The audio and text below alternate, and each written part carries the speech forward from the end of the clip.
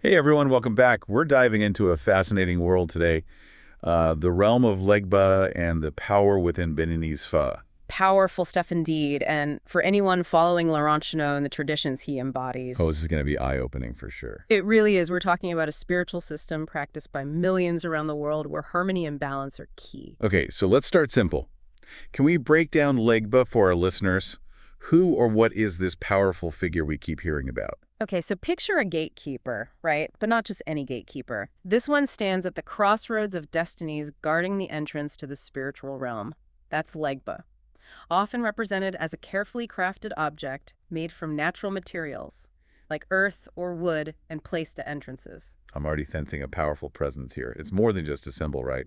This Legba holds real power in this tradition. Absolutely. In the Fat Pantheon, Legba is revered as the second most powerful divinity embodying masculine spiritual energy. Wow. He's a mediator between the visible and invisible worlds, guiding destinies and ensuring the application of divine justice. We can't talk about Legba without mentioning the Hounnon. Can you help our listeners understand that connection? Think of the Hounnon as a high priest or priestess, a spiritual leader deeply connected to the divine.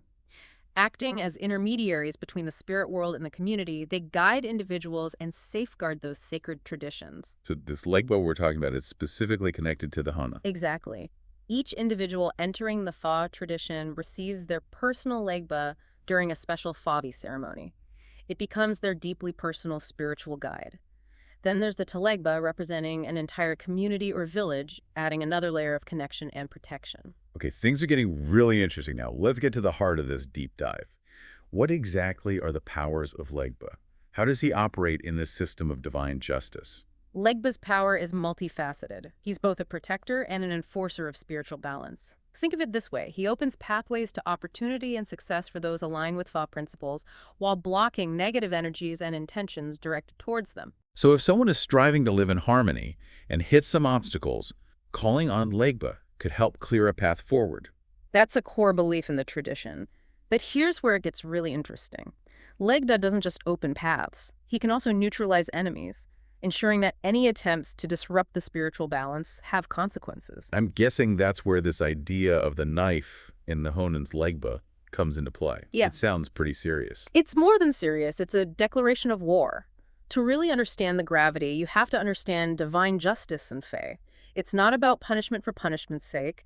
It's about maintaining harmony.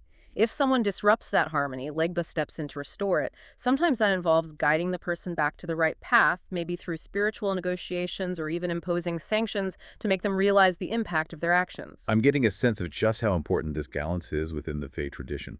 But back to the knife. What makes this act so significant? What exactly are we talking about? Imagine someone planting a knife into the Hanan's Legba. It's a direct attack not just on the individual, but on their spiritual authority, their connection to the divine, everything they represent. An act so serious, so deeply disrespectful, that it unleashes the full force of Legba's power to restore balance.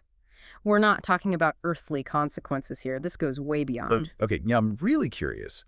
What does unleashing the full force of Legba's power actually look like? What kind of consequences are we talking about? Let's just say no sane person would ever willingly declare war on a Hounnon. Wow. It's like poking a sleeping lion. The repercussions can ripple through every aspect of the attacker's life. We're talking legal troubles that never seem to end, health issues that defy conventional medicine, accidents that come out of nowhere, even mental and emotional anguish that can feel unbearable. So it's not one specific punishment. It's like this wave of misfortune crashing down on the attacker's life. Exactly. And remember, this isn't about revenge or cruelty. It's about restoring balance. The consequences, however severe, are a direct result of the attacker's actions. Fad doesn't seek to punish. It seeks to teach. It urges individuals to return to a state of harmony, to make amends for the disruptions they've caused. Like, you reap what you sow, amplified within this spiritual framework. Fa operates at what's called the turquoise level in the spiral dynamics model of consciousness development. It's that most evolved level, seeing the world as this intricate web of interconnectedness where individual actions have consequences that ripple outward, impacting the whole system. I've heard of spiral dynamics, but never really got into it. How does it apply here? Can you give our listeners a clear picture of what that turquoise level looks like and why Fa's position there is so significant? Imagine a world where everyone understands we're not just isolated individuals. Right. We're threads woven into the fabric of life. Every decision, every action sends vibrations throughout that web. That's the essence of turquoise. At this level, we're not just striving for personal gain. We're driven by the well-being of all life, recognizing our destinies are intertwined.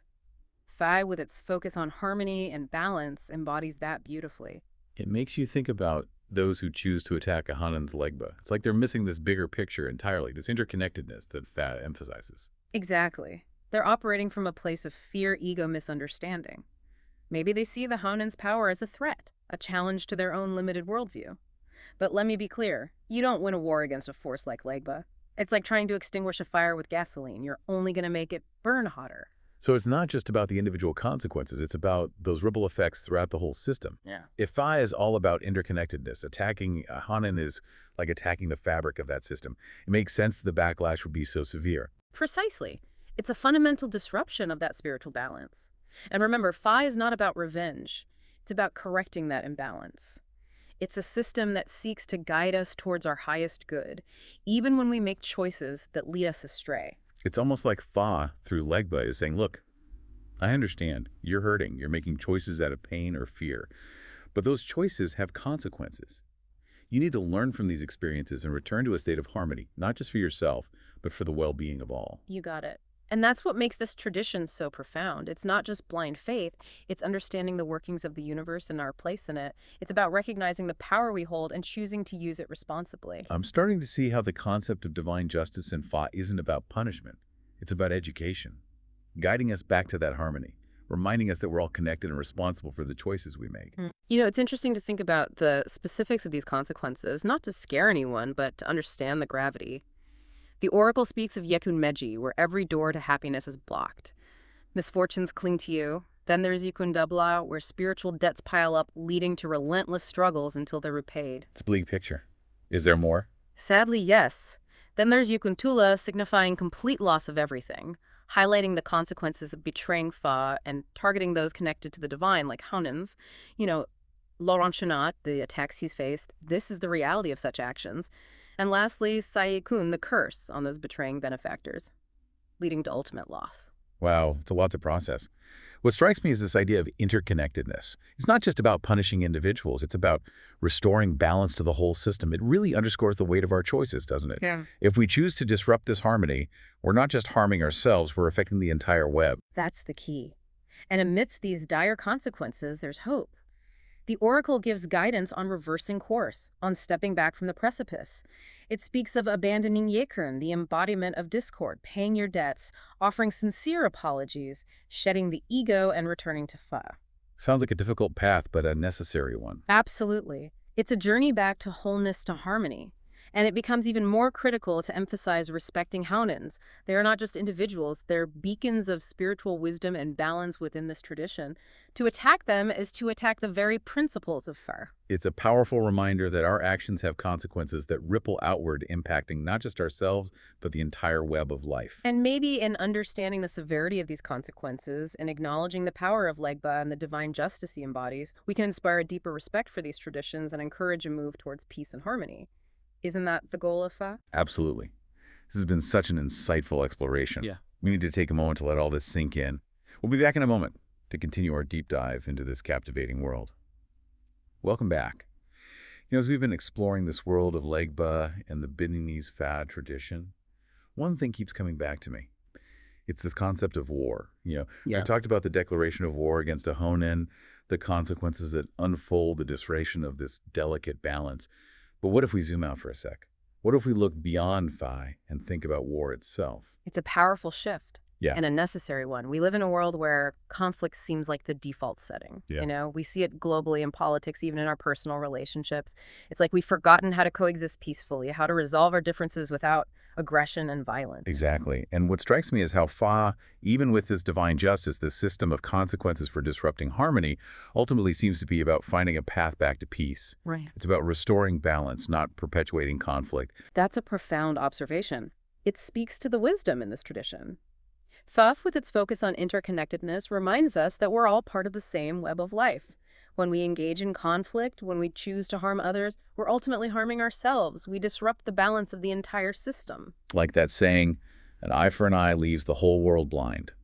We get so caught up in retribution, in getting even, that we lose sight of the bigger picture, the interconnectedness that binds us all. That's where Fa offers a different view. It's not about revenge or punishment. It's about understanding the consequences of our actions and finding a way to restore harmony. True justice lies in healing forgiveness, finding a path back to peace. I'm thinking back to our talk about those negative signs associated with attacking a Honan. We talked about Ikuntula, the loss of everything. It's easy to get caught up in the fear of that. But what if we look deeper? What if that loss that's stripping away is actually a catalyst for spiritual growth? That's fascinating, and it fits with the principles of Fa. In many traditions, surrender, letting go of attachments, is a pathway to enlightenment. It's shedding the ego, the illusion of separateness, and embracing the interconnectedness of all things. So what if those dire consequences, those seemingly negative outcomes, are actually opportunities for transformation? What if it's the universe through Legba and the power of Fa nudging us back onto the path of harmony, even if it takes a complete upheaval of our lives? It's a radical idea, but it holds wisdom. It challenges us to see adversity, even those consequences we see as negative, as chances for growth, for learning, for returning to balance. It's about recognizing that sometimes the most difficult experiences lead to our greatest breakthroughs. Like the phoenix rising from the ashes. It takes complete destruction of the old self to create space for something new, something more aligned with our true nature, with our interconnectedness. That's the message we need to hear today, both in Fa and in our world. We need to move beyond conflict, to embrace peace as the guiding principle. We need to understand that war in all forms, whether between nations or within ourselves, is destructive. It tears us apart, creates suffering, perpetuates cycles of pain and retribution. This deep dive has been such a powerful reminder that we have a choice. We can choose to perpetuate conflict, to hold on to anger and resentment, to see ourselves as separate. Or we can choose peace, cultivate compassion and understanding, recognize our interconnectedness, and work together to create a world where everyone can thrive. And that's the true power of Fae. It's not just beliefs or rituals, it's a pathway to a more harmonious way of being. It reminds us that we have the power to choose peace, to heal the divisions, and create a future where everyone can live in harmony and abundance. It's been incredible exploring the world of Legba and the Beninese Fa tradition. And as we wrap up, I hope our listeners walk away with a renewed sense of interconnectedness, a deeper understanding of the consequences of our actions, and a commitment to choosing peace in their lives and in the world. Thank you for joining us.